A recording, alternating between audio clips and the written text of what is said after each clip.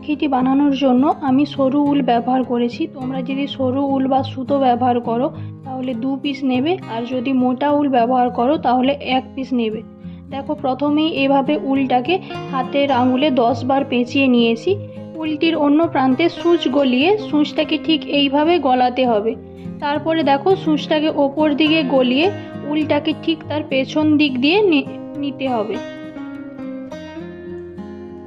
এইভাবে 2-3 বার আঙুলে থাকাকালীন করে নেব।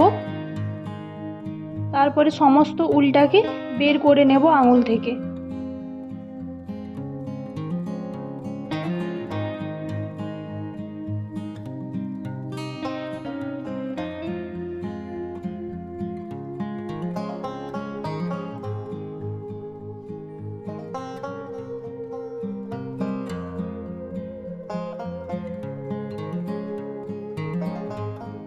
এইবারে দেখো, ঠিক একই রকমভাবে সূচের নিচ দিয়ে উলটাকে নেব, দিয়ে পুরোটা একই রকমভাবে কভার করে নেব।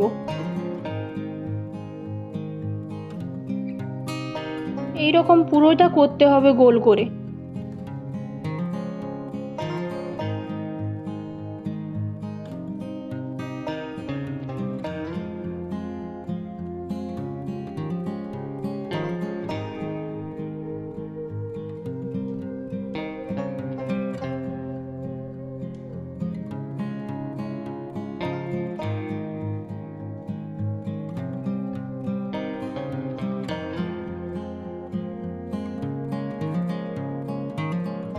এরপরে অন্য একটি কালারের উল নিয়ে পেছন দিকে এই রকম পজিশানে গেঁথে সামনের দিকে এই রকম পজিশানে বের করতে হবে।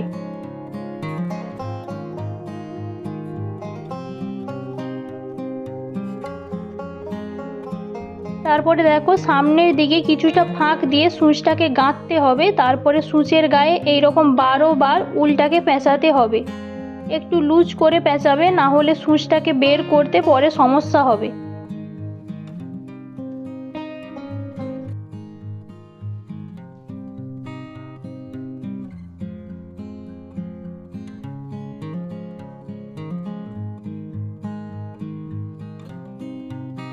তারপরে আবারও সূচটাকে কিছুটা পরিমাণে ফাঁক দিয়ে গাঁথতে হবে। যখনই সূচটাকে গাঁথবে কিছুটা পরিমাণে ফাঁক দিয়ে দিয়ে গাঁথবে, একই জায়গায় সূচটাকে 2 বার গাঁথবে না। তোমরা যদি পারো এই রাখিটা উলের পরিবর্তে সুতো ব্যবহার করতে পারো। সুতোতে এটা অনেক বেশি দেখতে সুন্দর লাগে। আমি এখানে লাল ও গোলাপি কালার ব্যবহার করেছি। তোমরা এর পরিবর্তে ভেতরটা সাদা এবং বাইরেটা নীল কালার, বা ভেতরটা হলুদ এবং বাইরের দিকটা লাল কালারে করতে পারো, বেশ দারুণ লাগে দেখতে।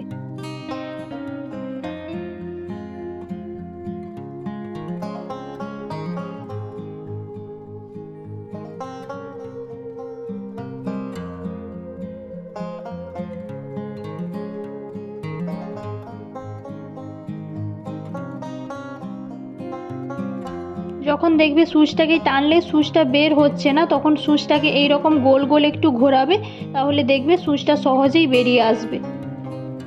ঠিক একই রকমভাবে পুরোটা করতে হবে।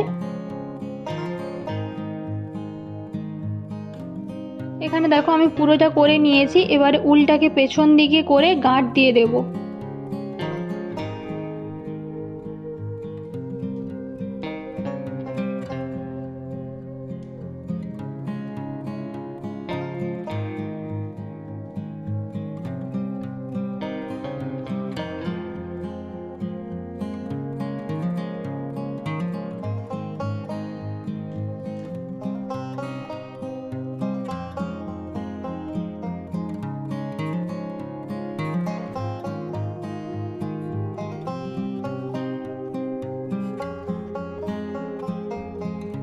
এখানে একটা জিনিস খেয়াল করবে, মাঝে যে পুঁতিটি ব্যবহার করবে, রাখিটির মাঝে যে ফাঁকটা আছে সেইটার সঙ্গে যেন ম্যাচ করে যায়, না তার থাকতে বড় বা না তার থাকতে ছোট হয়, তাহলে জিনিসটা দেখতে অনেকটা সুন্দর লাগে।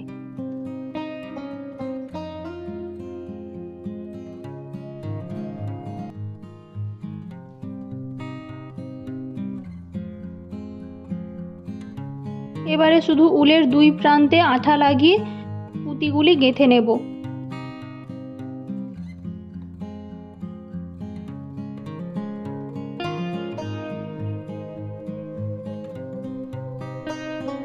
যদি তোমাদের এই ভিডিওটি ভালো লেগে থাকে তাহলে প্লিজ লাইক করো এবং আমার চ্যানেলে কেউ নতুন হয়ে থাকলে প্লিজ চ্যানেলটি সাবস্ক্রাইব করো। ধন্যবাদ ভিডিওটি দেখার জন্য।